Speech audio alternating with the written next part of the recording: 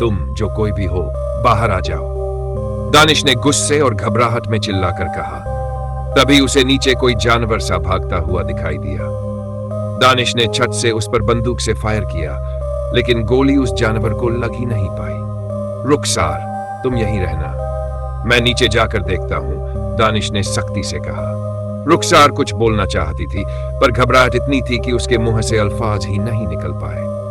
उसकी नजरें बार बार उस पंखे से लटकी चारपाई पर टिक जाती थी, जहां से दो पैर अभी भी नीचे झूल रहे थे।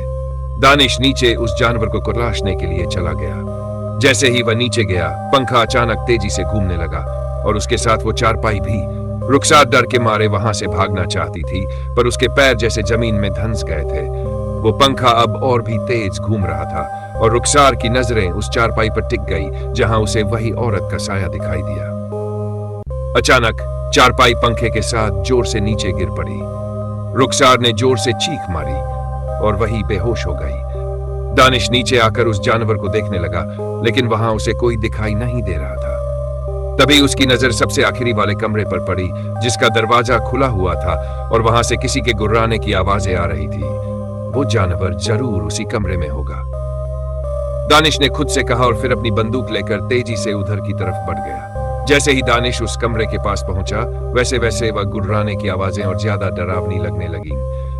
दानिश ने अपनी बंदूक कसकर पकड़ी और धड़कते दिल से कमरे के अंदर झांका। वहां कोई नहीं था। अजीब बात है, यहां तो कोई भी नहीं है, उसने हैरान होकर कहा। तभी ऊपर से रुखसार के चीखने की आवाज आई।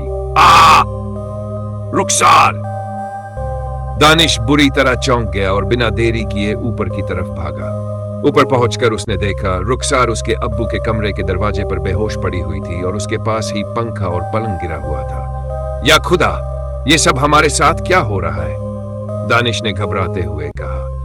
वह दौड़कर अंदर गया और पानी लेकर वापस आया। रुखसार, होश में आओ, दानिश ने पानी की छींटे मारते हुए कहा। कुछ ही देर बाद रुखसार को होश आया। उसने डरते हुए कहा, यहां कुछ है, कोई साया। जैसे अब्बू को मार डाला वैसे ही वो हमें भी मार देगा। हिम्मत से काम लो रुखसार, दानिश ने उसे दिलासा दिया। मेरे रहते हुए ऐसा कुछ नहीं होगा। तभी अचानक उनके अब्बू के कमरे से वही डरावनी गुर्राने की आवाज फिर से आने लगी। कुछ मत बोलो, दानिश ने इशारा किया और बंदूक उठाकर धीरे धीरे कमरे की तरफ बढ़ा। कमरे में पहुंचा तो वह हैरान रह गया। एक छोटा सा इंसाननुमा जानवर उसके अब्बू के खून को पी रहा था। यह दृश्य इतना भयानक था कि दानिश का दिल जैसे तेजी से धड़कने लगा। यह क्या बला है? दानिश ने चिल्लाते हुए उस पर गोली चला दी। जानवर चीखते हुए उछला और भागते हुए छत पर चढ़ गया। रुक नहीं सकता, मैं इसे खत्म करके रहूंगा, दानिश बड़बड़ाया और जानवर का पीछा करते हुए छत पर जा पहुंचा। छत पर पहुंचकर उसने देखा कि वह अजीब जानवर जंगल की ओर भाग रहा था। दानिश ने फिर से गोली चलाई, लेकिन वह जानवर तेज था कि जंगल में गायब हो गया। दानिश थक कर नीचे आया। रुखसार उसे देखते ही बोली, मुझे अब यहां एक पल भी नहीं रुकना है दानिश, मैं यहां नहीं रह सकती।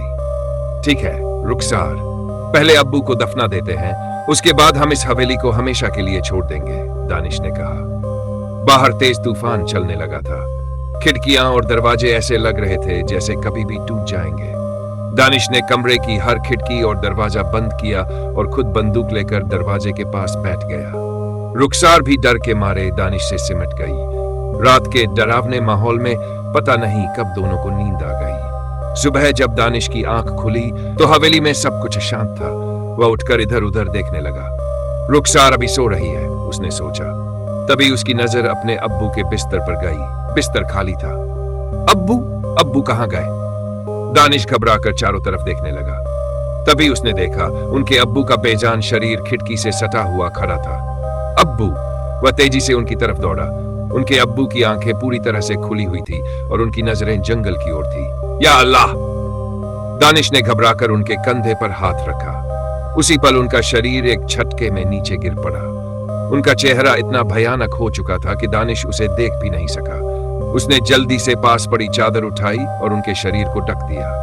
पता नहीं ये सब क्या हो रहा है, उसने घबराते हुए खुद से कहा। रुखसार, उठो, मैं मस्जिद जा रहा हूं, अब्बू के लिए ऐलान करवा देता हूं, उसके बाद हम यहां से हमेशा के लिए चले जाएंगे, ये दानिश ने कहा। लेकिन मैं यहां अकेले नहीं रुक सकती, मुझे डर लग रहा है, रुखसार ने घबरा कर कहा। ठीक है, तुम हवेली के बाहर खड़ी रहो, मैं बस अभी आता हूं, दानिश ने कहा और मस्जिद की तरफ दौड़ पड़ा। मस्जिद से ऐलान करवाकर जब वो वापस आया तो उसने देखा गांव का कोई भी आदमी वहां नहीं आया। लगता है गांव के लोग इस हवेली और यहां रहने वालों से डरते हैं, दानिश ने उदासी से कहा। उसने खुद ही अब्बू को हवेली के पीछे दफना दिया और मन में ठान लिया, अब इस डरावनी हवेली को हमेशा के लिए छोड़ना होगा।